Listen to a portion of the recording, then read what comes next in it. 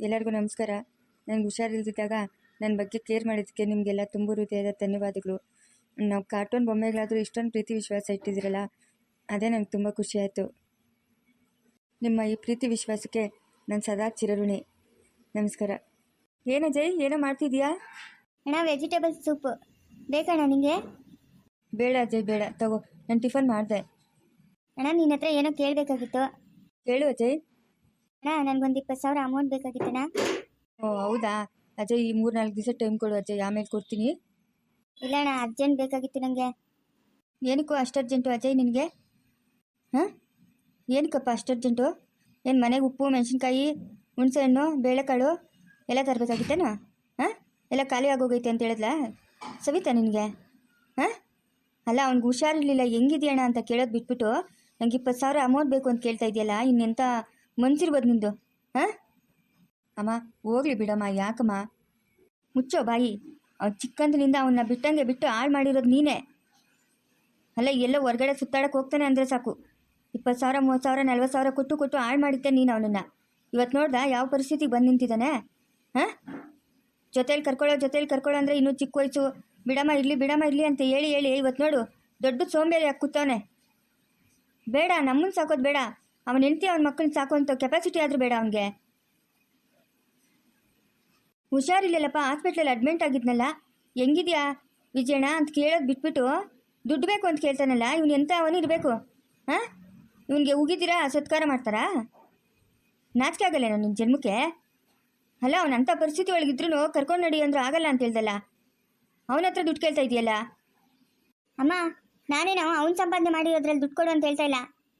ನನಗೂ ಈ ಮನೇಲಿ ಹಕ್ಕಿದೆ. ಯಾವುದು ಹಕ್ಕು ನಿನಗೆ? ಯಾವುದು ಹಕ್ಕು? ಅಮ್ಮ, ಅವನಿನ್ನೂ ಚಿಕ್ಕೋನು, ಯಾಕೆ ಅವನ ಮೇಲೆ ರೇಗಾಡ್ತೀರಾ? 20,000 ತಾನೇ, ಕೊಡ್ತೀನಿ, ಸುಮ್ಮನೆ ರೀ ಅಮ್ಮ. ಸಾಕು, ಬಾಯಿ ಮುಚ್ಚ ವಿಜಯ್. ಅವನನ್ನು ಹಾಳು ಮಾಡಿದ್ದೆ ನೀನು. ಚಿಕ್ಕನಿಂದ ಬರೀ ಪಾರ್ಟಿಗಳು, ಕ್ಲಬ್ಗಳು, ಅಲ್ಲಿ ಇಲ್ಲಿ ಸುತ್ತಾಡೋದೇ ಆಗೋಯ್ತು. ಆವಾಗ ಕರೆಕ್ಟಾಗಿ ದಾರಿಗೆ ತಂದಿದ್ರೆ ಇವತ್ತು ಇವನು ಈ ಪರಿಸ್ಥಿತಿಯಲ್ಲಿ ಇರ್ತಾ ಇರಲಿಲ್ಲ. ನಾನು ಹೇಳಿದ್ನಲ್ಲ ಆವಾಗನೇ, ನಮ್ಮನ್ನಂತೂ ಸಾಕೋದು ಬೇಡವೇ ಬೇಡ. ಈ ಅಪ್ಪನ ಮೇಲೆ ನಾವು ಡಿಪೆಂಡ್ ಆಗೋದೇ ಇಲ್ಲ. ಅವನ ಹೆಂಡತಿ ಅವನ ಮಕ್ಕಳನ್ನ ಸಾಕೊಳ್ಳಿ ಸಾಕು, ಬೀದಿಗೆ ಬಿಡ್ದಂಗೆ. 24 ಗಂಟೆ ಕುತ್ಕೊಂಡು ಕಾಲಾಗ್ತಾನೆ. ನಾಚಿಕೆ ಆಗಬೇಕು ಇವನು ಜನ್ಮಕ್ಕೆ. ಅಮ್ಮ, ಇವಾಗ ಏನಾಯ್ತು ನಿಮಗೆ? ಬೆಳಗ್ಗೆನೇ ಯಾಕೆ ಅವನ ಮೇಲೆ ಅಂಗಡಿಯಾಗಾಡ್ತಾ ಇದ್ದೀರಾ? ಅಲ್ಲ, ಎಷ್ಟೆಷ್ಟು ದೂರದಿಂದನೂ ಬಂದು ನಿನ್ನ ಮಾತಾಡ್ಸ್ಕೊಂಡು ಹೋಗೋರೆ. ಹಾಂ, ನಿಮ್ಮ ತಾತನು ಎಷ್ಟು ದೂರ ಊರಿರೋದು, ಬಂದು ಮಾತಾಡ್ಸ್ಕೊಂಡೋದ್ರು ಹಾಸ್ಪಿಟ್ಲಲ್ಲಿ. ಇವ್ನಿಗೇನು ದಾಡಿ ಅಂತ ಕುತ್ಕೊಂಡಿರ್ತಾನೆ. ಮಾತಾಡ್ಸಿದ್ರೆ ಸಾಕು, ನಂಗೆ ತಲೆನೋವು, ನಂಗೆ ಕೈ ನೋವು, ಕಾಲು ನೋವು ಅಂತ ನಾಟಕ ಆಡ್ತಾನೆ. ಅಮ್ಮ, ಹೋಗ್ಲಿ ಬಿಡಮ್ಮ, ಸುಮ್ಮನೆ ಇರಮ್ಮ. ಯಾಕಮ್ಮ ಅವನ ಮೇಲೆ ಅಂಗಡಿಯಾಗಾಡ್ತಾ ಇದೆಯಾ? ಬಿಡಮ್ಮ. ಸುಮ್ಮನೆ ಇರು ವಿಜಯಣ್ಣ, ನೀನೇನು ಕಡಿಮೆ ಆದವನಲ್ಲ. ಎಲ್ಲ ನಿನ್ನಿಂದನೇ ಇಷ್ಟು ಆಗ್ತಾ ಇರೋದು. ಅಲ್ಲ, ಅವ್ರಿಗೆ 3 ಜನಕ್ಕೆ 3 ಲಕ್ಷ ಫಿಕ್ಸೆಡ್ ಮಾಡೋವಾಗ ನನ್ನನ್ನು ಕೇಳಬೇಕು ಅಂತ ನಿಮ್ಗೆ ಗೊತ್ತಾಗಲಿಲ್ಲ? ಹಾಂ, ನನ್ನನ್ನು ಒಂದು ಮಾತು ಕೇಳ್ಬೋದಾಗಿತ್ತಲ್ಲ, ಹಿಂಗೆಲ್ಲ ಮಾಡ್ತಾ ಇದ್ದೀನಿ ಅಜಯ್ ಅಂತ. ಓ, ಈ ಅಪ್ಪನ ಹತ್ರ ಕೇಳಪ್ಪ, ಈ ಮಹಾನ್ ಭಾವನ ಹತ್ರ ನೀನು ಅನುಮತಿ ಕೇಳಬೇಕಾಗಿತ್ತು. ಪಾಪ ಎಷ್ಟು ಕಷ್ಟ ಬಿದ್ದು ಕೆಲಸ ಮಾಡ್ತಾನೋ, ಕಣ್ಣಿಗೆ ಎಣ್ಣೆ ಹಾಕ್ಕೊಂಡು. ನಾಚಿಕೆ ಆಗ್ಬೇಕು ನಿನ್ನ ಮುಖಕ್ಕೆ. ಅಯ್ಯೋ ಬಿಡು ಪಾಪ ಅಜಯ್, ಹಂಗೆಲ್ಲ ಮಾತಾಡಬೇಡ. ಹೆಣ್ಮಕ್ಳು ಎಲ್ಲೋಗಿ ದುಡಿತಾರೆ ಅಜಯ್. ಗಂಡು ಮಕ್ಳಾದರೆ ಅಯ್ಯೋ ಎಲ್ಲೋ ದುಡ್ಕೊತಾನೆ ಬಿಡು ಅಂತ ಅನ್ಬೋದು. ಪಾಪ ಹೆಣ್ಮಕ್ಳು, ಅದರಲ್ಲೂ ರಕ್ಷಾ, ಆ ಮಗು ದುಡ್ಡು ವಾಪಸ್ ಬಂತು, ನಮಗೇನೆ ಬೇಡ ಅಂದ್ಬಿಟ್ಟು. ಧನುವರಪ್ಪ ಬೇಡ ಅನ್ನಂತೆ, ಅದಕ್ಕೆ ಧನು ನೆನ್ನೆನೆ ಬಾಂಡು ವಾಪಸ್ ತಂದುಕೊಟ್ಟ. ಇನ್ನು ಇಬ್ಬರಿಗೆ ಅಷ್ಟೇನೆ. ಎಲ್ಲಾದರೂ ಹೋಗ್ಲಿ, ಸುಮ್ಮನೆ ಇರು ಅಜಯ್, ಹಂಗೆಲ್ಲ ಮಾತಾಡಬಾರ್ದಲ್ಲ ನಾವು. ಪಾಪ ಹೆಣ್ಮಕ್ಳೆಲ್ಲ ಏನೋ ಒಂದು ಚಿಕ್ಕ ಸಹಾಯ ಅಷ್ಟೇ. ಅದೇ ಅಣ್ಣ, ಸಹಾಯ ಮಾಡ್ತಾ ಇದ್ದಲ್ಲ, ನಾನು ಒಬ್ಬ ಇದ್ದೀನಿ ಅನ್ನೋದು ನಿಂಗೇನು ಗೊತ್ತಿಲ್ವೇನೇಣ್ಣ? ನನ್ನನ್ನು ಕೇಳಬೇಕಾಗಿತ್ತು ತಾನೇ? ಸರಿ ಆಯಿತು, ಇನ್ಮೇಲೆ ಏನೇ ಕೆಲಸ ಮಾಡಬೇಕಾದ್ರೂ ನೀನು ಕೇಳ್ತೀನಿ. ಏನು ಬೇಜಾರು ಮಾಡ್ಕೊಂಬೇಡ, ಸುಮ್ಮನೆ ಇರು. ನೀನು ಬೇಜಾರು ಮಾಡ್ಕೊಂಡ್ರೆ ಇನ್ನೂ ತಲೆನೋವು ಜಾಸ್ತಿ ಆಗುತ್ತೆ. ಹ್ಞೂ, ಅವನಿಗೆ ತಲೆನೋವು ಒಂದು ಕೇಳ. ಅವನಿಗೆ ದೊಡ್ಡ ಕಳ್ಳ, ಅವನು ಸೋಂಬೇರಿ, ಅವನು ಮೈಗಳ್ಳ, ಬೇಜವಾಬ್ದಾರಿ. ಅಮ್ಮ ನೋಡು, ನಾನಂತೂ ಸುಮ್ಮನೆ ಇರಲ್ಲ ನೀವು ಹಿಂಗೆಲ್ಲ ಮಾತಾಡಿದ್ರೆ. ಏನು ಮಾಡ್ತೀಯಾ ಅಂತ? ಹಾಂ, ನಾನು ಹೆಂಡ್ತಿನ ಕರ್ಕೊಂಡು ನಾನು ಬೇರೆ ಹೋಗ್ತೀನಿ. ಹೆಂಗೂ ಅಮ್ಮನೆ ಖಾಲಿ ಆಯ್ತಲ್ಲ, ನಾನು ಅಲ್ಲೇ ಇರ್ತೀನಿ. ಫಸ್ಟ್ ಆ ಕೆಲಸ ಮಾಡು. ಜಾಗ ಖಾಲಿ ಮಾಡು. ನಿನ್ನಿಂದ ಸಾಕಾಗ್ಬಿಟ್ಟೈತೆ ನಮಗೂ. ಏಯ್ ವಿಜಯ್, ಅವನದು ಏನಾಯ್ತೋ ಅದೆಲ್ಲನೂ ಕರೆಕ್ಟಾಗಿ ಡಿವೈಡ್ ಮಾಡಿ ಅವ್ನು ಕೊಟ್ಬಿಡು. ನಮಗೇನು ಬೇಕಾಗಿಲ್ಲ, ಅವ್ನು 1 ರೂಪಾಯಿ ಕೂಡ ಬೇಕಾಗಿಲ್ಲ ನಮಗೆ. ಅವ್ನು ಹೆಂಡ್ತಿನ ಕರ್ಕೊಂಡು ಅವ್ನು ಹೋಗಲಿ, ಎಲ್ಲೋ ಬದುಕೊಳ್ಳೆ. ಅಮ್ಮ, ಎಂಥ ಮಾತಾಡ್ತಾ ಇದ್ದೀರಮ್ಮ? ಕವಿತಾ ಈ ಪರಿಸ್ಥಿತಿಯಲ್ಲಿ ಅವನೇನೋ ತಿಳಿದೇ ಮಾತಾಡ್ತಾರೆ ಅಂದರೆ ನೀವು ಹಿಂಗೆ ಮಾತಾಡ್ತೀರಾ? ಕವಿತಾ ಇರೋ ಪರಿಸ್ಥಿತಿಯಲ್ಲಿ ಅವ್ರು ಬೇರೆ ಹೋಗೋಕ್ಕಾಗುತ್ತಾ? ಹಾಂ, 1-2 ದಿವಸ ಸುಮ್ಮನೆ ಇರಮ್ಮ. ಅದಕ್ಕೆಲ್ಲ ಯೋಚನೆ ಮಾಡಬೇಡ. ಇಷ್ಟು ಬುದ್ಧಿವಂತನು ಅಷ್ಟು ನೋಡ್ಕೊಳ್ತಾ ಇರ್ತಾನ? ಹಾಂ, ನೋಡ್ಕೊಳ್ಳಿ ಬಿಡು. ಕರ್ಕೊಂಡು ಹೋಗ್ಲಿ ಎಂತಿನ. ಏಯ್, ಇವತ್ತ ಕರ್ಕೊಂಡೋಗೋ ನೀನು ಹೆಂಡ್ತಿನ. ಕವಿತಾ ಕವಿತಾ ಅಖಿಲಮ್ಮ. ಸವಿತಾ, ಏನೋ ನಿನ್ನ ಗಂಡನ ಬೇರೆ ಇರ್ತಾನಂತಮ್ಮ ಆ ಮನೆಯಲ್ಲಿ. ಇಲ್ಲೇನಾಯ್ತೋ ನಿಮ್ಮದು ಬಟ್ಟೆ ಎಲ್ಲ ತೊಗೊಂಡು ಆ ಮನೆಗೆ ಹೋಗ್ರಮ್ಮ. ಸರಿ ಅಖಿಲಮ್ಮ, ಆಯಿತು. ನಮ್ಮ ಮೇಲೆ ಯಾವುದಕ್ಕೂ ಡಿಪೆಂಡ್ ಆಗಬೇಡಮ್ಮ ಕವಿತಾ. ನಿನ್ನ ಗಂಡ ಏನು ಬೇಕೋ ಅದೆಲ್ಲ ಸೌಕರ್ಯ ಮಾಡ್ತಾನೆ, ಆಯಿತಾ? ನಮ್ಮ ಮೇಲೆ ಯಾವುದಕ್ಕೂ ಏನಕ್ಕೂ ಡಿಪೆಂಡ್ ಆಗಬೇಡ. ಸರಿ ಅಖಿಲಮ್ಮ, ನಾನು ನಿಮ್ಮನ್ನು ಈ ಮಾತು ಕೇಳಬೇಕು ಅಂತ ಅನ್ಕೊಂಡೆ. ನೀವೇನಾದರೂ ಬೇಜಾರು ಮಾಡ್ಕೊತೀರೇನೋ ಅಂತ ಸುಮ್ಮನೆ ಆಗ್ಬಿಟ್ಟೆ.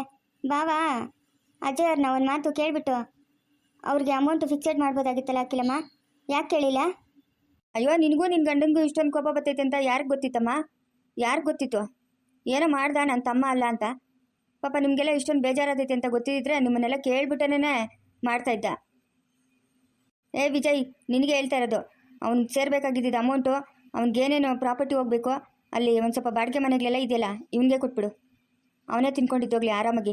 ಯಾಕಂತಂದರೆ ₹1 ದುಡಿಯೋ ಶಕ್ತಿ ಇಲ್ಲಲ್ಲ, ಆ ಬಾಡಿಗೆಯಿಂದಾದರೂ ಕುತ್ಕೊಂಡು ತಿನ್ನಲಿ, ನಮಗೇನು ಬೇಕಾಗಿಲ್ಲ. ಅಮ್ಮ ಯಾಕಮ್ಮ ಸಣ್ಣ ಪುಟ್ಟದಕ್ಕೆಲ್ಲ ಇಷ್ಟೊಂದು ರಾದಂತ ಮಾಡ್ತಾ ಇದ್ದೀರಾ?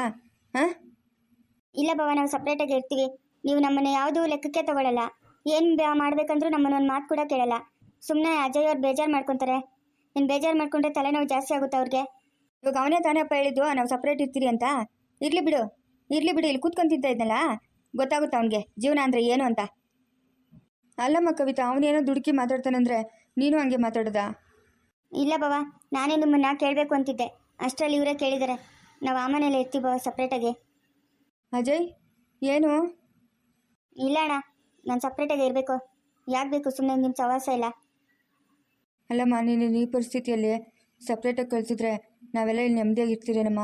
ಆಲೋಚನೆ ಮಾಡಮ್ಮ ಕವಿತಾ. ಆಲೋಚನೆಯೂ ಇಲ್ಲ, ಯಾವುದೂ ಇಲ್ಲ ಬಾವ, ನಾವು ಸಪ್ರೇಟಾಗಿ ಇರ್ತೀರಿ. ನನ್ನ ಅಣ್ಣ ಒಳಗೆ ಏನು ಬರ್ತಿದ್ರೆ ಅದಾಗಲಿ. ಅಲ್ಲೇ ಕವಿತಾ, ಈ ಪರಿಸ್ಥಿತಿಯಲ್ಲಿ ನೀನು ಸಪ್ರೇಟಾಗಿ ಹೋಗ್ಬೇಕಾ? ಹಾಂ, ಏನು ಬೇಡ, ಸುಮ್ಮನೆ ಇರು. ನಿಂಗೇನು ಗೊತ್ತಾಗಲ್ಲ, ಸುಮ್ಮನೆ ಇರಕ್ಕ. ಅಜ್ಜಯರು ಸುಮ್ಮನೆ ಬೇಜಾರು ಮಾಡ್ಕೊತಾರೆ, ಇನ್ನು ತಲೆನೋವು ಜಾಸ್ತಿ ಆಗುತ್ತೆ ಅವ್ರಿಗೆ. ನಮ್ಮ ಪಾಡಿಗೆ ನಾವು ಇರ್ತೀವಿ. ನೋಡಮ್ಮ ಕವಿತಾ, ಆಲೋಚನೆ ಮಾಡು. ನೀನು ಸಡನ್ನಾಗಿಂತ ನಿರ್ಧಾರ ತಗೊಂಡ್ರೆ ಹೆಂಗಮ್ಮ? ಹೇಳಿದ್ನಲ್ಲ ಬಾವ, ನನ್ನ ಹಣೆ ಒಳಗೆ ಬರ್ತಂಗೆ ಆಗಲಿ ಬಿಟ್ರಿ. ಇನ್ನೇನು ಮಾಡೋಕ್ಕತ್ತೈತೆ? ನನಗೆ ನಮ್ಮ ಯಜಮಾನ್ರೆ ಮುಖ್ಯ, ಅವ್ರು ಚೆನ್ನಾಗಿರ್ಬೇಕು. ಏಯ್ ವಿಜಯ್, ಹೇಳಿದ್ದಿನ ಹೇಳ್ಬೇಡ ನೀನು. ನಡಿ, ಆಫೀಸ್ಗೆ ಟೈಮ್ ಆಯ್ತು, ನಡಿ ನೀನು. ಅವ್ನು ನಿನ್ನ ಬಗ್ಗೆ ಆಲೋಚನೆ ಮಾಡಲ್ಲ, ನೀನು ಯಾಕೆ ಅವನ ಬಗ್ಗೆ ಆಲೋಚನೆ ಮಾಡ್ತೀಯಾ? ಹಾಂ, ನಡಿ ಆಫೀಸ್ಗೆ, ನಡಿ ನೀನು. ಕವಿತಾ, ನಿನ್ನ ಬಟ್ಟೆ ಏನಾಯ್ತು ಎಲ್ಲ ತೊಗೊಂಡು ಹೋಗಮ್ಮ. ಸರಿ ಅಕ್ಕಿಲಮ್ಮ, ಆಯಿತು. ರೀ, ಅಲ್ಲೆಲ್ಲ ಒಂಚೂರು ಕಸ ಎಲ್ಲ ಜಾಸ್ತಿ ಬಿದ್ದೈತೆ, ಅದನ್ನೆಲ್ಲ ಒಂದು ಸ್ವಲ್ಪ ಗುಡಿಸಿ ಒರೆಸ್ರಿ. ಹಾಂ ಸರಿ, ಆಯಿತು. ಅಕ್ಕಿಲಮ್ಮ, ಓಕೆನಾ ಅಕ್ಕ? ಹೆಂಗೆ ಪ್ಲ್ಯಾನ್ ಸಕ್ಸಸ್ಸು? ಬುದ್ಧಿ ಕಲಿಸ್ಬೇಕಮ್ಮ, ಅವನಿಗೆ ಬುದ್ಧಿ ಕಲಿಸ್ಬೇಕು. ವಿಜಯ್ ಅಂತೂ ಅವ್ನ ತಾಳಕ್ಕೆ ಕುಣಿತಾ ಇರ್ತಾನೆ, ಅವ್ನು ಹೇಳ್ದಂಗೆ ಕುಣಿತಾ ಇರ್ತಾನೆ. ನಾವಾದರೂ ಬುದ್ಧಿ ಕಲಿಸ್ಬೇಕು. ನೀನಂತೂ ಹುಷಾರಾಗಿರ್ಬೇಕಮ್ಮ. ಅಕ್ಕಿಲಮ್ಮ, ನಾನೇನು ಅಲ್ಲಿ ಹೋಗ್ತೀನಾ? ಸುಮ್ಮನೆ ಅಲ್ಲಿ ಹೋಗಿ ಒಂದು ಸ್ವಲ್ಪ ಇದ್ಬಿಟ್ಟು ಇಲ್ಲಿಗೆ ಬರ್ತೀನಿ. ಇವ್ರಿಗೆ ಬುದ್ಧಿ ಕಲಿಸ್ಬೇಕು ಅಕ್ಕಿಲಮ್ಮ, ಇಲ್ಲ ಅಂತಂದರೆ ಮುಂದೆ ಜೀವನ ಕಷ್ಟ ಐತೆ. ಅವನ ಬಾಯಲ್ಲೇ ಈ ಮಾತು ಬರಲಿ ಅಂತ ವೆಯ್ಟ್ ಮಾಡ್ತಾ ಇದ್ದೆ, ಆದರೂ ಬಂತಲ್ಲ ಅವನ ಬಾಯಲ್ಲೇ. ಇನ್ಮೇಲೆ ನೋಡ್ರಿ, ಕೊಡ್ತೀನಿ ಕೆಲಸ. ಹೆಂಗೋ ಕವಿತಾ, ಅಜ್ಜ ಅವ್ರಿಗೆ ಬುದ್ಧಿ ಬಂದರೆ ಅಷ್ಟೇ ಸಾಕು.